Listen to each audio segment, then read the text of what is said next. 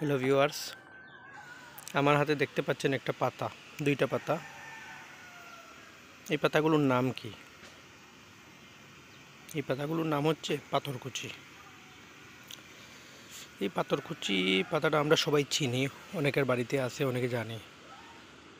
এই পাতাটা এইটা থেকে পাতার মাটিতে ফেলে দিলেই এই পাতা থেকে গাছ হয়। আমরা অনেক গাছ লাগাই, গাছের ডাল থেকে হয়, মানে কাণ্ড থেকে হয়, কিন্তু একমাত্র এই পাথরকুচি গাছটা পাতা থেকে হয়। অনেক সুন্দর পাতা।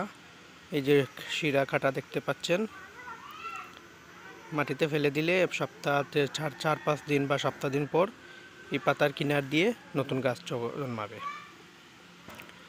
তো এই পাতাটা অনেক উপকারী, মানুষের অনেক রোগে, অনেক সময় কিডনি পাথর, পিত্তে পাথর, এরপর ওই যে মানুষের পেট ব্যথা বা বিভিন্ন ধরনের যে ক্ষত জায়গায় এই পাতার রস লাগানো হয়।